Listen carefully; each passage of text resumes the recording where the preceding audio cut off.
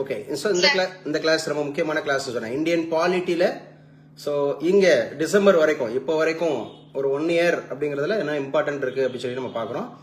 அதில் first question பாருங்களேன், ஆணவ கொலை தடுப்பு சட்டம் குறித்த பரிந்துரை வழங்க யாருடைய தலைமையில ஆணையம் அமைக்கப்பட்டது அப்படின்னு கொடுத்து, ஸோ ஜஸ்டிஸ் பழனிக்குமாரா, ஜஸ்டிஸ் ராமநாதனா, ஜஸ்டிஸ் KN பாஷாவா, ஜஸ்டிஸ் சூரியகாந்தா அப்படின்ற மாதிரி கேட்டிருக்காங்க. பழனிக்குமார் இவர் ஒரு IAS அதிகாரி.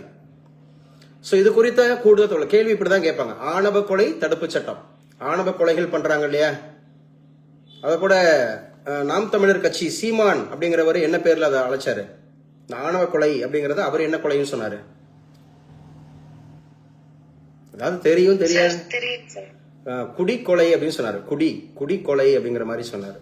குடினா அந்த குடி இல்ல, லிக்கர் இல்ல, இது குடினா அந்த என்ன சொல்றது நம்ம குடி, உயர்குடி தாழ்குடி அப்படிலாம் சொல்றாங்கல்ல. ஆணவ கொலை தடுப்பு சட்டம் குறித்த பரிந்துரை வழங்க யாருடைய தலைமையில் ஆணையம் அமைக்கப்பட்டதுன்னா பழனிக்குமார். ஆப்ஷன் ஏ தான் அதுக்கு ஆன்சர். இது பற்றிய கூடுதல் தகவல் அப்படின்னு படிச்சோம்னு வச்சுங்களேன். Tamil Nadu CM Stalin announces commission to make recommendations for law against honour killing caste based crimes. சரியா, காஸ்ட் பேஸ்டு ஹேட் கிரைம்ஸ் அப்படின்னு சொல்லுவாங்க. அதாவது வந்து பாத்தீங்க அப்படின்னு சொன்னா இதுல நிறைய வழக்குகள் இருக்குல்ல. நீங்க யாராவது ஒரு 2 பேர் சொல்லுங்க, ஆணவ கொலை தமிழகத்தை உலுக்கிய ஆணவ கொலைகள் ஏதாவது 2 சொல்லுங்க. மேபி இன்டர்வியூல கேட்கலாம் ஆணவ கொலைகள் அப்படிங்கறதுல, மேபிலாம் இல்ல, மஸ்ட் பி கேட்பாங்க. சமீபத்துல தூத்துக்குடியில ஒரு பையனை கொண்டாங்கல்ல, அந்த பையன் பேர் என்ன? கவின் அப்படிங்கிற ஒரு என்ஜினியர். சோ கவின் அந்த மாதிரி கொலை வழக்கு ஆணவ கொலையோடு தொடர்புடையதா, தொடர்பு இல்லையா? இது ஆணவ கொலையா இல்ல வேற கொலையா? இது ஆணவ கொலை அப்படிங்கிறது. சார் அதுக்கப்புறம் தர்மபுரியில ஒரு முக்கியமான ஒரு கொலை நடந்துச்சு இல்லையா, கோகுல்ராஜ் அப்படிங்கிறது கொலை வழக்கு இருக்கு.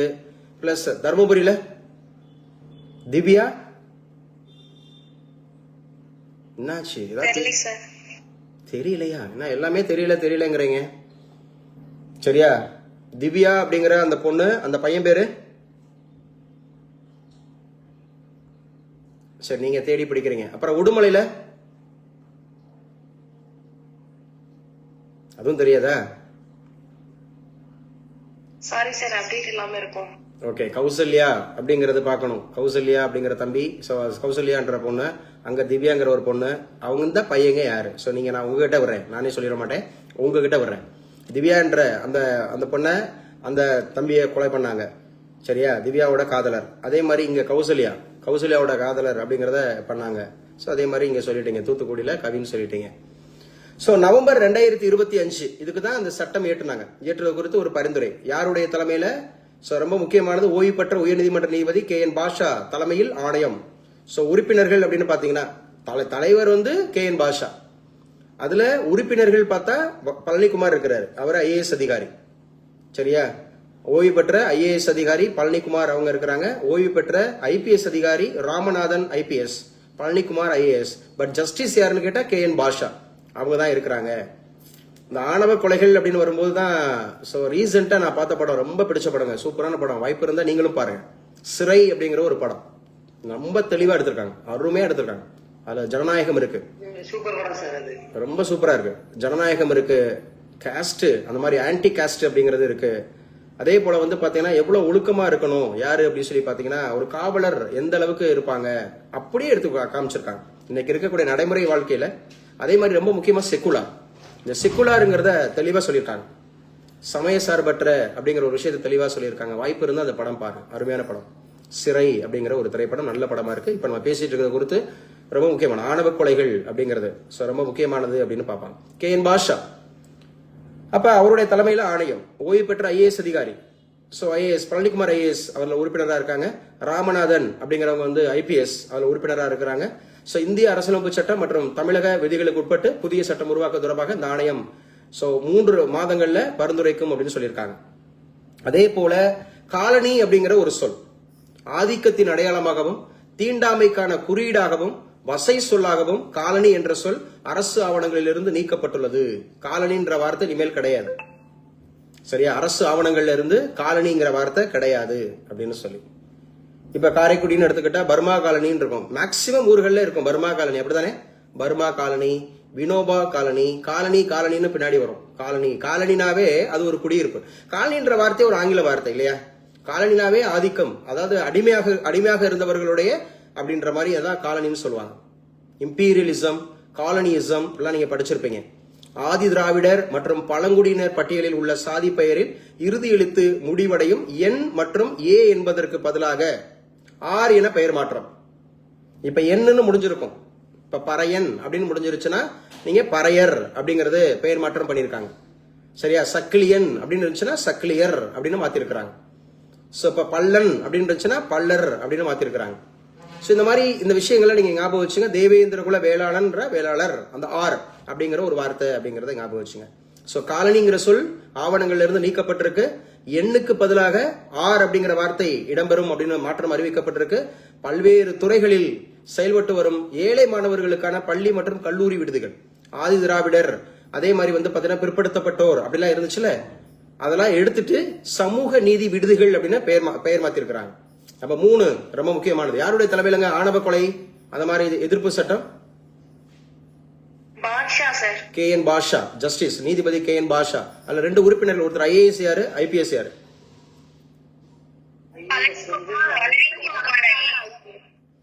சொல்லிட்டீங்க நினைக்கிறேன். சரி, அதே மாதிரி பாருங்க, இந்த இது ரொம்ப முக்கியமானது. VBG ராம்ஜி, இதுதான் பாத்தீங்கன்னா 100 நாள் வேலைவாய்ப்பு திட்டம். அப்ப 100 நாள் வேலைவாய்ப்பு திட்டம் அப்படிங்கிறது பெயர் மாற்றம் செய்யப்பட்டிருக்கிறது. மகாத்மா காந்தி தேசிய ஊரக வேலைவாய்ப்பு திட்டம் அப்படிங்கிறது இருந்ததை VBG ராம்ஜி அப்படிங்கிற மசோதாவின்படி 100 நாள்ல இருந்து எத்தனை நாளா உயர்த்தி இருக்காங்க சொன்னோம்? 100 நாள்ல இருந்து எத்தனை நாளா உயர்த்திருக்காங்க? 100 நாள்ல இருந்து 125 நாளா மாத்தி இருக்கிறாங்க. இது முக்கியமானது. இது வின்டர் செஷன், நாடாளுமன்ற குளிர்கால கூட்டத்தொடர் அப்படிங்கறத மாத்தினாங்க. டிசம்பர் 1 இருந்து டிசம்பர் 19 வரைக்கும் நடந்துச்சு. இதுல 8 முக்கியமான மசோதாக்கள் அப்படிங்கிறது தாக்கல் செய்யப்பட்டுச்சு. 8 முக்கியமான மசோதாக்கள்ல 1 விக்ஷித் பாரத் ஜி ராம்ஜி, விக்ஷித் பாரத் ஜி ராம்ஜி அப்படிங்கிறது. Viksit Bharat guarantee for Rozgar and Ajeevika mission Gramin அந்த மாதிரி பில் 2025. இது முன்னாடி Mahatma Gandhi national rural employee guarantee அப்படிங்கிற மாதிரி ஒரு இருந்துச்சு. அதைத்தான் மாத்திருக்காங்க. 2005 இருந்ததை 2025 மாத்திருக்காங்க. 20 வருஷம் கழிச்சு பேர் மாத்திருக்காங்க. கிராமப்புற மக்களுக்கு ஆண்டுக்கு 100 நாட்களுக்கு வேலை. Viksit Bharat guarantee for Rozgar and Ajeevika mission Gramin VPG Ramji என பெயர் மாற்றம். ஒவ்வொரு குடும்பத்துக்கும் ஒரு நிதியாண்டிற்கு 125 நாட்கள் ஊதிய வேலைவாய்ப்புக்கு இந்த சட்டம் உத்தரவாதம் அளிக்கிறது. இது எப்ப சார் தாக்குதல், அது ஒப்புதல், குடியரசுத் தலைவர் ஒப்புதல் ஆனாதான் அது சட்டமாகும். அப்ப குடியரசுத் தலைவருடைய ஒப்புதல் எப்ப கிடைச்சதுன்னா டிசம்பர் 21, 2025. இது முக்கியமானது. VP சரியா, G Ramji, VPG Ramji bill எப்ப சார் ஒப்புதல் அளிக்கப்பட்டது? டிசம்பர் 21, 2025. டிசம்பர் 21, 2025 அப்படிங்கறத ஞாபகம் வச்சுக்கணும். Mahatma Gandhi national rural employment guarantee அப்படிங்கறது மத்திய அரசு நீக்கிட்டாங்க. இதுல என்ன பண்ணிருக்காங்கன்னா 60-40 மத்திய அரசு மாநில அரசு. மத்திய அரசு 60% கொடுக்குமா, மாநில அரசு 40% கொடுக்கணும். 100 நாள் வேலைவாய்ப்பு திட்டம் அப்படிங்கிறதுக்கு 125 நாளா மாத்தி நாங்க கொடுக்கறது 100 ரூபாய் கொடுத்தாங்கன்னு வச்சுங்க. ஒரு எக்ஸாம்பிளுக்காக சொல்றேன். 100 ரூபாய் கொடுத்தா 60 ரூபாய் யாரு கொடுக்கணும்? மத்திய அரசு கொடுக்கணும். 40 ரூபாய் யாரு கொடுக்கணும்? மாநில அரசு கொடுக்கணும். ஊரக வேலை திட்டத்தால் விவசாய பணிகளுக்கு தொழிலாளர்கள் கிடைப்பதில்லை. விவசாய பணி உச்சத்தில் இருக்கும் காலங்களில் இந்த திட்டத்தின் கீழ் வேலை வழங்குவதை மாநில அரசுகள் நிறுத்தி வைக்க புதிய மசோதா வகை செய்கிறது. விவசாயம் நடக்கும் போது இதை நிறுத்தி வைங்க, ஏன்னா இந்த வேலைக்கு போயிட்டு விவசாயத்துக்கு ஆள் வர மாட்டாங்க அப்படின்ற மாதிரி ஒரு குற்றச்சாட்டு இருக்கு. அப்ப விக்ஷித் பாரத் சிக்ஷா அதிஷ்டான் மசோதா, இது ஒரு பில்லு. BBSA அப்படிங்கிற ஒரு பில்லு. எத்தனை பில்லுமா இந்த குளிர்கால கூட்டத்தொடர்ல எத்தனை மசோதாக்கள் சொன்னோம்? 8 இம்பார்ட்டன்ட் அப்படி சொல்லி பார்த்தோம். இது 2 விக்ஷித் பாரத் சிக்ஷா அதிஷ்டான் மசோதா. இது எதுக்கு சார்? இது யாரு, எந்த அமைப்புக்கு மாற்றாக ஒரு ஒற்றை உயர்மட்ட ஒழுங்குமுறை அமைப்பை உருவாக்கி முன்மொழிகிறது அப்படி சொல்லி இருக்கிறாங்க. இது முக்கியமா விக்ஷித் பாரத் சிக்ஷா அதிஷ்டான் மசோதா அப்படிங்கறது பாத்தீங்க அப்படின்னு சொன்னா NCTE அப்படிங்கிற NCTE, UGC, AICTE சரியா. அதாவது UGCனா உங்களுக்கு தெரியும், university grants commission. University grants commission அப்படிங்கிறது பல்கலைக்கழக மானிய குழு. அதே மாதிரி ஆல் இண்டியா ஆல் இந்தியா அந்த மாதிரி ஏஐசிடி தெரியும், டெக்னிக்கல் எஜுகேஷனுக்காக இருக்கு. All India councils for technical education, அகில இந்திய தொழில்நுட்ப கல்விக்குழு அப்படின்னு ஒன்று இருக்கு. அதே மாதிரி என்சிடின்னு ஒன்று இருக்கு, சரியா, நேஷனல் கவுன்சில் ஃபார். ஸோ அதே மாதிரி டீச்சர் எஜுகேஷன் அப்படிங்கிற ஒரு கல்விக்குழு இருக்கு. ஸோ இதெல்லாம் நீக்கிட்டு யூஜிசியை நீக்கிட்டாங்க, ஏஐசிடியை நீக்கிட்டாங்க, என்சிடியை நீக்கியாச்சு. இதுக்கெல்லாம் நீக்கிட்டு என்ன பேர் வச்சிருக்காங்கன்னா விக்ஷித் பாரத் சிக்ஷா அதிஷ்டான் அப்படின்னு பேர் மாத்திருக்காங்க. விக்ஷித் பாரத் சிக்ஷா அதிஷ்டான் அப்படின்னு பேர் மாத்திருக்கிறாங்க. இந்த மாதிரி ஒரே ஒரு உயர்மட்ட அமைப்பை உருவாக்க இந்த மசோதா பரிந்துரைக்கிறது, விக்ஷித் பாரத் அப்படிங்கிற மாதிரி. அப்ப ரெகுலேட்டரி கவுன்சில் அப்படிங்கிறப்ப வந்து விக்ஷித் பாரத் வினியமான் பரிஷத் அப்படின்னு மாத்திருக்காங்க. அக்ரிடியேஷன் கொடுக்குறாங்கல்ல, அக்ரிடியேஷன் கொடுப்பாங்க, அதுக்கு என்ன பேர் மாத்திருக்காங்க, விக்ஷித் பாரத் கன்வாதா பரிஷத் அப்படின்னு மாத்திருக்காங்க. அதே மாதிரி ஸ்டாண்டர்டைசேஷன் கொடுப்பாங்க, அதுக்கு விக்ஷித் பாரத் மானக் பரிஷத், பூரா ஹிந்தி பேரு, ஹிந்தின்றதை விட சான்ஸ்கிரிட் இது, விக்ஷித் பாரத் மானக் பரிஷத் அப்படின்னு சொல்லி மாத்திருக்காங்க. 3 முக்கிய குழுக்கள், இந்த புதிய அமைப்புகளின் கீழ் 3 தனித்தனி பிரிவுகள். ஏற்கனவே பார்த்திருக்கோம் தெரியுமா, 3 முக்கியமான குற்றவியல் சட்டங்கள் அப்படிங்கிறதுக்கு மாத்திருக்காங்கல்ல, ஐபிசி, சிஆர்பிசி, எவிடன்ஸ் ஆக்ட். இது 3க்கும் பேர் மாத்திருக்காங்க. எதுவும் புதுசா உருவாக்கல, only name change. Planning commission NTC நீக்கிவிட்டு என்ன பேர் வச்சாங்க, நிதி ஆயோக்ங்கிறது புதுசான ஒரு நிறுவனமா இல்ல ஏற்கனவே இருந்ததோட பரிணாமமா, பேர் மாற்றமா?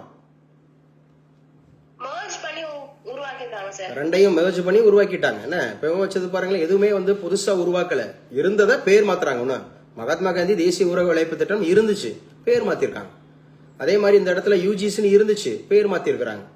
என்சிடின்னு இருந்துச்சு, பேர் மாத்திருக்காங்க. ஏஐசிடின்றது இருந்துச்சு, பேர் மாத்திருக்காங்க. ஸோ இதெல்லாம் ஞாபகம் வச்சுக்கணும். இந்த மசோதாக்கள் என்ன சார், என்னென்ன சொல்லியிருக்காங்க அப்படிங்கிறது. அடுத்து sustainable harnessing and advancement of nuclear energy for transforming India, Shanti அப்படின்னு பேர் வச்சிருக்காங்க. Shanti, SHA NTI, Shanti. ஆனா ஆக்சுவலா அணுசக்தினாவே இது சாந்தியா இல்ல அசாந்தியா? அணுசக்தினாவே அது ஆபத்து, அதுக்கு போய் பேர் சாந்தின்னு வச்சிருக்காங்கல்ல, ஒரு சும்மா நிமோனிக்ஸுக்காக வந்திருக்கு, அக்ரானிம் இது. Sustainable harnessing and advancement of nuclear energy for transforming India, Shanti அப்படிங்கிற பில் 2025. இந்தியாவை உருமாற்றுவதற்கான அணுசக்தி நிலையான பயன்பாடு மற்றும் முன்னேற்றம். இந்த பில் வந்து பாத்தீங்க அப்படின்னா minister science and டெக்னாலஜிக்கு Jitendra Singh, அவர் தான் மினிஸ்டர். இப்ப இன்னைக்கு 3வது மினிஸ்டர் பார்த்துட்டு இருக்கோம். காலையில நியூஸ் பேப்பர்ல 2 மினிஸ்டர் பார்த்தோம். சுற்றுலாத்துறை அமைச்சர் யாரு, பூபேந்திர யாதவ் அப்படிங்கிறவரை பார்த்தோம். விமானத்துறை அமைச்சர் யாரு, ராம் மோகன் நாயுடு அப்படிங்கிறது. சயின்ஸ் அண்ட் டெக்னாலஜிக்கு யாரு, சிதேந்திர சிங் அப்படிங்கிற. இன்ஃபர்மேஷன் டெக்னாலஜி ஆக்ட் எந்த வருஷம் சொன்னோம், information technology act 2000 sir. Exactly correct, 2000 அப்படின்னு பார்த்தோம் இல்லையா. சோ 1962 தான் அட்டாமிக் எனர்ஜி ஆக்ட்னு கொண்டு வந்தாங்க. 1962 atomic energy act, department of atomic energy, DAE அப்படிங்கிறது. So nuclear power corporation of India limited, NPCIL கேட்பாங்க expansion, nuclear power corporation of India limited. So இது எப்ப சார் திருத்துறாங்க, 1962 அமெண்ட்மெண்ட் ஆக்ட் அப்படிங்கிற அட்டாமிக் எனர்ஜி ஆக்ட 2015 திருத்தினாங்க. இதுக்கு ஜாயிண்ட் வெஞ்சர் போட்டாங்க 3 நிறுவனங்கள், என்டிபிசி. ஸோ என்டிபிசி அப்படிங்கிறது நேஷனல் தெர்மல் பவர் கார்பரேஷனோடையும், ஐஓசி இந்தியன் ஆயில் கார்பரேஷனோடையும், நால்கோ அப்படின்ற மாதிரி இருக்கு. ஸோ இவங்க எல்லாம் சேர்ந்து இதை உருவாக்குனாங்க 2015 ஒரு அமெண்ட்மெண்ட். அப்ப அட்டாமிக் எனர்ஜி ஆக்ட்னாவே 1962. அதே மாதிரி CLNDA, civil liability for nuclear damage act அப்படின்னு 2010 கொண்டு வந்தாங்க. அணுசக்தி சேதத்திற்கான குடிமை பொறுப்பு சட்டம் அப்படிங்கிற மாதிரி கொண்டு வந்தாங்க. இதெல்லாம் முக்கியமானது. இதோட நோக்கம் என்ன சார், டீகார்பனைசேஷன்,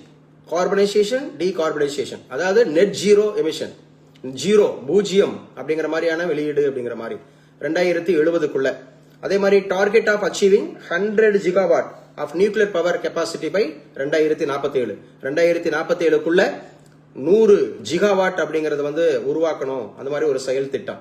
இது 2 முக்கியமானது. 2070க்குள்ள பூஜ்ஜியம் கார்பன் அந்த நீக்கம் அப்படிங்கிறது, 2047க்குள்ள 100 ஜிகாவாட் அந்த மாதிரி அணுசக்தியிலிருந்து மாத்தணும் அப்படிங்கிறது. ஸோ இதெல்லாம் முக்கியமானது. அதே மாதிரி பிரைவேட் செக்டர் பார்ட்டிசிபேஷன், முதல் முறையாக இந்தியா தனியார் நிறுவனங்கள் அணுமின் நிலையங்களை உருவாக்கவும் இயக்கவும் உரிமம் பெற இந்த மசோதா வழிவகை செய்கிறது. இதுவரைக்கும் அட்டாமிக் எனர்ஜி அப்படிங்கிறது டிஃபென்ஸ் ஒன்று பிரைவேட் பப்ளிக் செக்டரா மட்டும் இருந்துச்சு. இப்ப தனியார் நிறுவனங்களும் இது ஆபத்து இல்லையா? அணு உலைகள் அப்படிங்கறத தனியார் அப்படிங்கறது பண்ணாங்க அப்படின்னா மேபி அது வந்து ஏன்னா இது பயங்கரமான அழிவு சக்தியை உருவாக்கக்கூடியது. ஆட்டம் அப்படிங்கிறது ஆட்டம் பாம் அப்படின்னாவே ஒட்டோகான் ஞாபகம் வச்சுக்கிறோம். நியூக்ளியர் பாம்ஸ் அப்படிங்கிறது அணுக்கரு பிளவு அணுக்கரு இணைவு ரெண்டு படிச்சிருக்கோம். எது வந்து மிகப்பெரிய ஆபத்து, பிளவா இணைவா? சார் ஃபிஷன் சார் இல்ல ஃபியூஷன் ஃபியூஷன் சேர்ந்தாதான் ஆபத்து. சரியா? ஃபியூஷன் நியூக்ளியர் ஃபியூஷன் அணுக்கரு இணைவு ஹைட்ரஜன் பாம்பு. அணுக்கரு பிளவு அது வந்து பாத்தீங்க அப்படின்னு சொன்னா ஆட்டம் பாம்பு. அப்ப முதல் முறையாக தனியார் நிறுவனங்களுக்கு கொடுத்திருக்கிறாங்க. இது மிகப்பெரிய ஆபத்து. அதே மாதிரி அந்நிய நேரடி முதலீடு foreign direct investment. The foreign direct investment, the framework purpose at a 49% cap on FDI for nuclear power project. நீங்க வெளிநாட்டுக்காரங்களும் முதலீடு பண்ணுங்க. 49% அப்படிங்கறத முதலீடு பண்ணிக்கலாம். ஏங்க 49% 51% அப்படின்னா என்னது? இது ரொம்ப முக்கியமான ஒரு கான்செப்ட். எங்க காமர்ஸ் படிச்சவங்க உள்ள நிறைய இருக்கீங்க, சொல்லுங்க. ஏன் 49% கொடுக்குறாங்க? 50 கொடுத்துருக்கலாம்ல, 50-50 இல்ல ஒரு 60-40 எல்லாம் கொடுத்துருக்கலாம்ல, ஏன் 49% மட்டும் கொடுத்துருக்காங்க? காமர்ஸ் யாருமே இல்லையா ஸ்டூடெண்ட்? காமர்ஸ் படிச்சவங்க உள்ள யாராவது இருக்கீங்களா இல்லையா? சார் அப்போ 51% என்ற ஷேர் இருமா ஒரு நிமிஷம் இருப்பா. இருமா நான் ஒரு கேள்வி இருங்கப்பா, நான் பேசுறது ரீச் ஆகுதா இல்லையா? நான் ஒரு கேள்வி கேட்டிருக்கேன். காமர்ஸ் படிச்சவங்க உள்ள இருக்கீங்களா இல்லையா?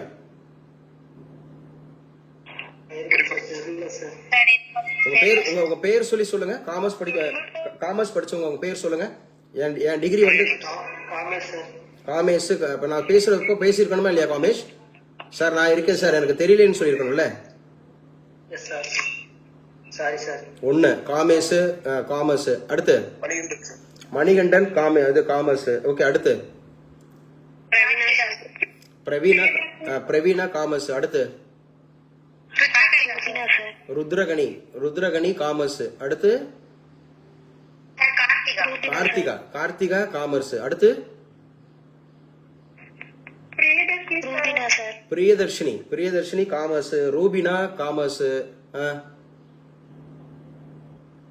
அண்ணாமலை இல்லையா? இன்னைக்கு கிளாஸ் அட்டெண்ட் பண்ணலையா? அண்ணாமலை காமர்ஸ் தானே? இல்ல sir, MBA sir. MBA commerce பாது பிசினஸ்னாவே காமர்ஸ். உங்களுக்கு சொல்லி தரல எம்பிஏனா காமர்ஸ்னு சொல்லி தரலையா? உங்களோட எக்ஸ்பேண்ட் பண்ணப்பா. எம்பிஏ என்னப்பா? Master of business administration. அப்ப பிசினஸ்னா என்னப்பா? Commerce sir. நான் காமர்ஸ்ல இருக்கிற பொதுக்குன எம்பிஏனா அது எம்பிஏனாவே காமர்ஸ் தான். புரியுதா? மேனேஜ்மெண்ட் காமர்ஸ் பிசினஸ் அட்மினிஸ்ட்ரேஷன் எல்லாமே காமர்ஸ் ரிலேட்டட் இல்ல, ஜென்ரலா காமர்ஸ் தான் அது. சரியா? ஓகே. அப்ப 49%க்கு கீழே இருந்தா அவங்களால போர்ட் ஆஃப் டைரக்டர்ஸ் வர முடியாது. ரொம்ப முக்கியமானது, அவங்க வந்து எதுல வர முடியாதுன்னா அட்மினிஸ்ட்ரேஷனுக்குள்ள வர முடியாது. புரியுதா? நிர்வாக முடிவெடுத்தலுக்குள்ள வர முடியாது. 51 and above பேசுற புரியுதா? பிரைவேட் செக்டார்னா என்னப்பா? பப்ளிக் செக்டார் பிரைவேட் செக்டார்னா என்ன? பப்ளிக் செக்டார்னா 51% மேல அது அரசாங்கத்துல இருந்துச்சுன்னா அது கவர்மெண்ட் செக்டர், பப்ளிக் செக்டார். சரியா? அதே போல வந்து பாத்தீங்கன்னா 51% மேல அது தனியார் துறை வசம் இருந்துச்சுன்னா அந்த பங்குகள் அது இருந்துச்சுன்னா அது வந்து பிரைவேட் செக்டார். பேசுற புரியுதா? இப்ப 49% அப்படிங்கிறது வந்து அந்நிய நேரடி முதலீடு அப்படிங்கிறது நமக்கு அட்டாமிக்ல கொடுத்திருக்காங்க. சோ 100% எதுக்கு அனுமதிச்சிருந்தாங்க? இப்பதான் ரீசெண்டா பார்த்தோம். இன்சூரன்ஸ்ல 100% அப்படிங்கிறது. அப்ப அது என்ன ஆக்ட்?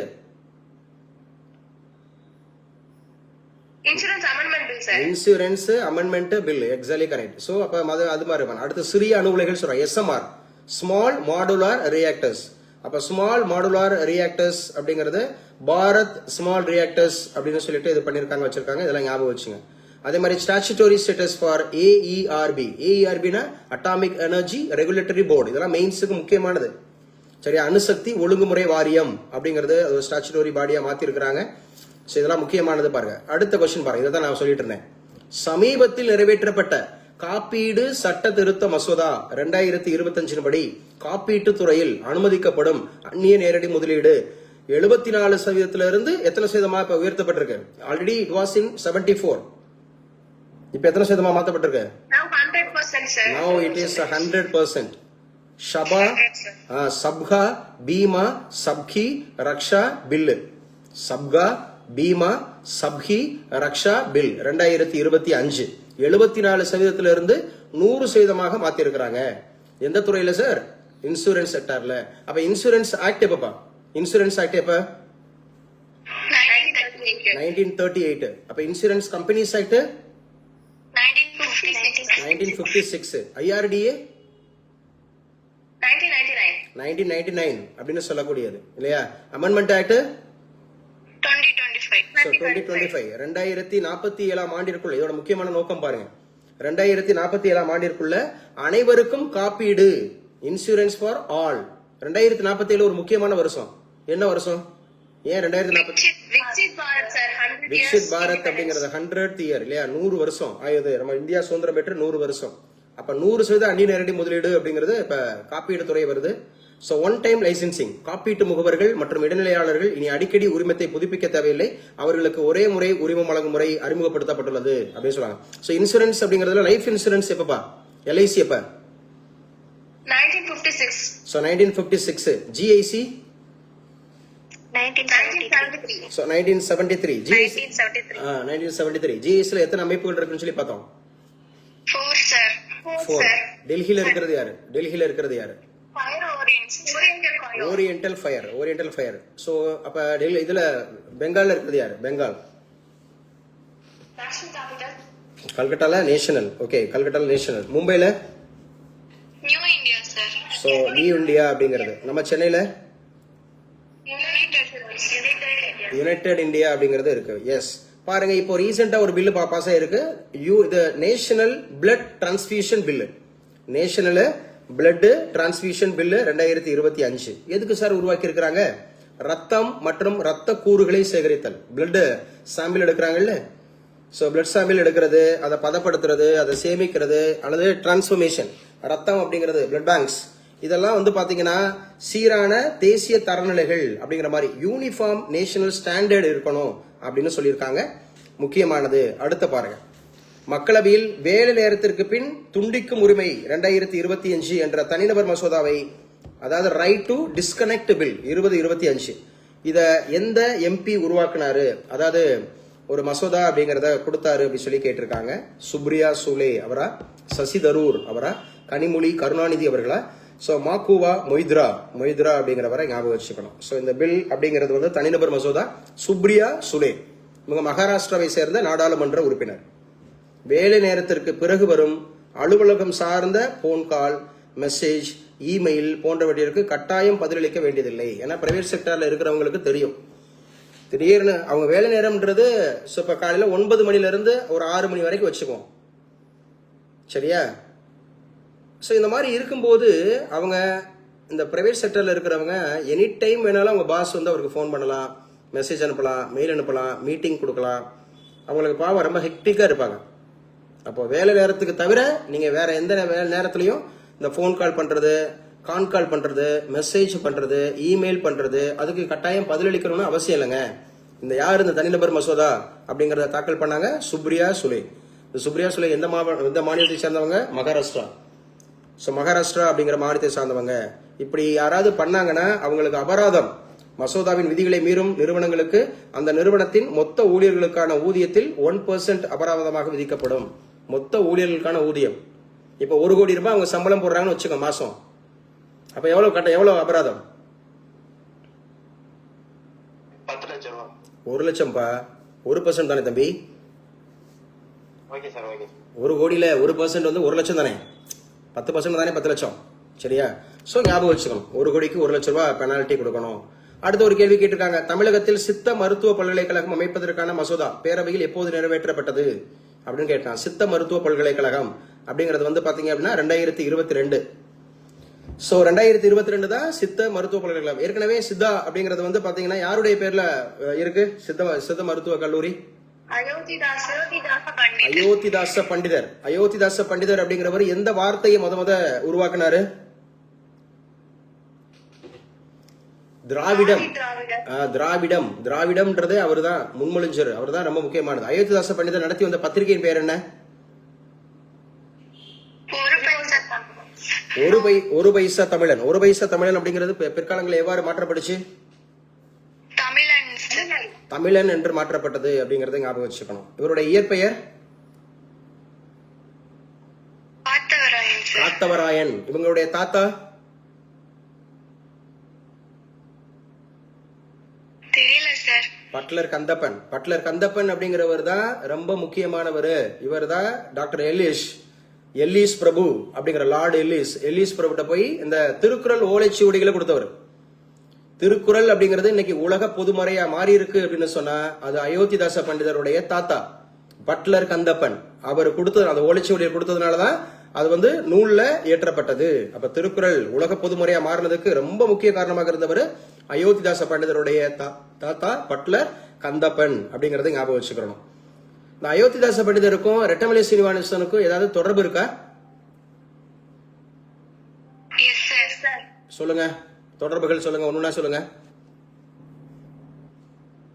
சார் இவங்க ரெண்டு பேருமே வந்து அந்த மேரேஜ் ரிலேட்டடா வந்து சொந்தக்காரங்க சார். அதே மாதிரி வந்து டவுன் ரோடன் பீப்புளுக்காக போராடி இருக்காங்க சார். சோ மேரேஜ் ரிலேட்டடா அப்படிங்கிறப்ப இவங்க சம்பந்தம் பண்ணிருக்காங்க. ஏன்னா இவருடைய சிஸ்டரை, யாருடைய சிஸ்டரை யாரு கல்யாணம் பண்ணிக்கிட்டா தெரியலையோ? அயோத்திதாச சிஸ்டரை ரெட்டமலை சீனிவாசன். சோ பிறப்பால் இவர்கள் ரெண்டு பேருமே பறையர் இனத்தை சார்ந்தவர்கள். சரியா? இவங்க லைஃப்ல ரொம்ப பயங்கரமான அந்த என்ன சொல்றது அந்த சாதிய ஏற்றத்தாழ்வுகளால அதிகமாக பாதிக்கப்பட்டிருக்கிறாங்க. சோ ரெண்டு பேருமே ஸ்காலர். இவர் வந்து ஒரு வழக்கறிஞர். சோ அவர் வந்து பாத்தீங்க அப்படின்னா ஒரு மருத்துவர். அவர் சித்த மருத்துவர். அயோத்திதாச பண்டிதர் அப்படிங்கிறவர் ஒரு சித்த மருத்துவர். சோ அன்னைக்கு உள்ள காலங்கள்ல, ஆரம்ப காலங்கள்ல தமிழகத்துல ரொம்ப முக்கியமான ஆளுமைகளா இருந்தவங்கல்ல இவங்க ரொம்ப முக்கியமான ஆளுமைகள். ஒன்னும் அயோத்திதாச பண்டிதர், அதுவும் சித்த மருத்துவர். அதே போல வந்து பாத்தீங்கன்னா பௌத்தம் அப்படிங்கறத தழுவினவர் அப்பவே.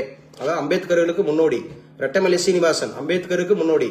சோ இவங்கெல்லாம் வந்து பாத்தீங்கன்னா இவர் தான் பறையன் அப்படிங்கிற ஒரு இதுல ஏற்று நடத்தினவர் இல்லையா? ஆதி திராவிடர் அப்படிங்கிற ஒரு வார்த்தை அப்படிங்கறத உருவாக்குச்சு.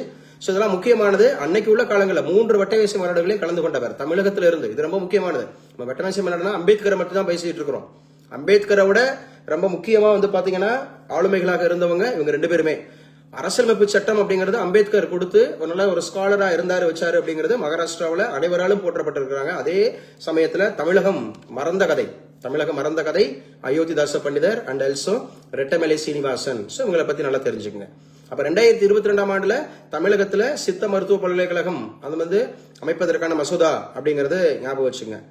அதே மாதிரி சென்னை மாதவரம் அருகே 20 ஏக்கர் நிலத்தையும் அரசு ஒதுக்கீடு பண்ணிருக்கு. மாதவரம் அருகாமையில அந்த மாதிரி இருக்கிறது. சட்ட மசோதாக்கள் 9 சட்ட மசோதாக்களுக்கு ஆளுநர் ரவி அப்படிங்கறது ஒப்புதல் அளிச்சிருக்கிறாரு. சோ இந்த 9 மசோதாக்கள் என்னென்ன பேர்னு கொடுத்துருக்கோம். அடுத்து பாருங்க, இந்தியாவின் புதிய தலைமை தகவல் ஆணையர் அப்படிங்க பாப்போம். நம்ம நடத்தணும் கரண்ட் பேஸ்ல.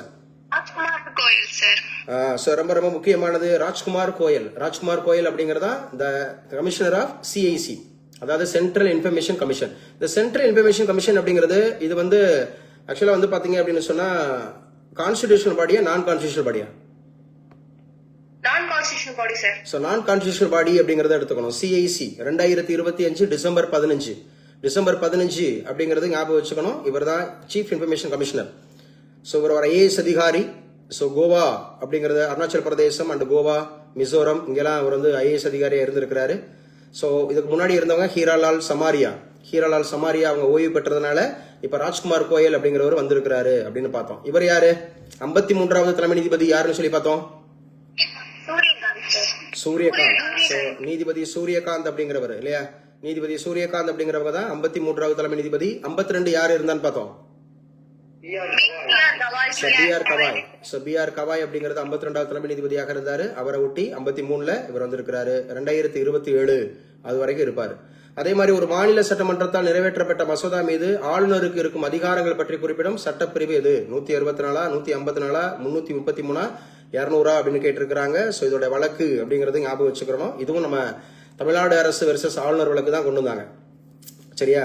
12 மசோதாக்களை நிறைவேற்றி ஆளுநருக்கு அனுப்பியது. ஆனா தமிழக ஆளுநர் RN ரவி அவர்கள் அதை நிராகரிச்சிட்டாரு.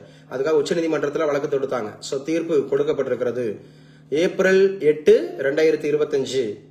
சரியா? நீதிபதிகள் தீர்ப்பு கொடுத்திருக்காங்க அப்படிங்கறத ஞாபகம் வச்சுக்கிறோம். சோ இந்த இது சரி, அந்த இதை சொல்லுங்க பாப்போம். சோ இது ரொம்ப முக்கியமானது. எந்த விதியின்படி சொல்வீங்க? இத விதி சொல்லுங்க. இந்த ஆர்டிகல் 164, ஆர்டிகல் 154, 333, 200. குயிக் இருக்கீங்களா? Sir 200 sir. Exactly correct. So 200 அப்படிங்கறத ஞாபகம் வச்சுக்கிறோம். இதை பத்தி கூடுதல் விஷயங்கள் அப்படிங்கிறது இருக்கு. ஸோ டைம் ஆயிடுச்சு, 11:30 ஆயிடுச்சு. ஸோ அதனால இதை ஞாபகப்படுத்துங்க. இப்ப பேஜ் நம்பர் நம்ம என்ன இருக்கணும், 42மா, பேஜ் நம்பர் 42ல இருக்கிறோம். சரியா, 42ல இருந்து ஸோ நாளைக்கு நம்ம கண்டினியூ பண்ணிக்கலாம். நாளைக்கு அப்படியே கண்டினியூ பண்ணிக்கலாம். நால்சா, இது கண்டிப்பா கேட்பாங்க. National legal service authority, NALSA. So நால்சாவுக்கு புதிய தலைவர். சரியா, ஜஸ்டிஸ் விக்ரம்நாத், ஜஸ்டிஸ் விக்ரம்நாத் அப்படிங்கிறவர் தேர்ந்தெடுக்கப்பட்டிருக்கிறாரு. எது சார், நால்சா அப்படிங்கிற அமைப்பு. ஸோ சட்ட சேவைகள் அதிகார சபை சட்டம் எப்ப சார் உருவாக்குனாங்க, 1987. நால்சானாவே 1987. உச்சநீதிமன்றம் பத்தி படிக்கும்போது இதையும் படிச்சுக்கணும். எப்ப உருவாக்குனாங்க, சோ 1987 அப்படிங்கிறது. ஆனா ஆக்சுவலா வந்து பாத்தீங்கன்னா சட்டம் தான் 1987. ஆனா அந்த அமைப்பு உருவாக்குறது நவம்பர் 9, 1995. நவம்பர் 9, 1995 தான் நால்சா அப்படிங்கிறது. ஒரு 50 பக்கம் படிச்சிருவோம், ஒரு 50 பக்கம் 20 நிமிஷம். சரி வேணா போதும், டைம் ஆயிடுச்சு. 11:30 அப்படிங்கிறது. ஸோ இந்த கிளாஸ் நாளைக்கு ஞாபகப்படுத்தும் போது சொல்லுங்க. இதோட கண்டினியூஷன் அப்படிங்கிறது நாளைக்கு நடத்துவோம்.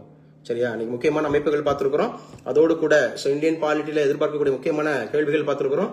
ஸோ கரண்ட் அஃபேர்ஸ் அப்படிங்கறது பார்த்துருக்கோம். நாளைக்கு ஃபுல் ரிவ்யூ எடுப்போம். இந்த 2025 இயர் எப்படி இருந்துச்சு, அது ஹிஸ்டரியில என்ன, பாலிட்டியில என்ன, எக்கனாமிக்ஸ்ல என்ன, ஐஎன்எம்ல என்ன, சயின்ஸ் அண்ட் டெக்னாலஜில என்ன, லிட்ரேச்சர்ல என்ன, ஸோ முக்கியமான நாடுகளோட கூட்டமைப்புகள்ல என்னென்ன அப்படிங்கறத ஸோ கூடுதலா போட்டித் தேர்வுக்கு தேவையான அத்தனையும் பார்ப்போம். ஸோ நேற்று நான் அனுப்ப மறந்துட்டேன்னு நினைக்கிறேன். என்னது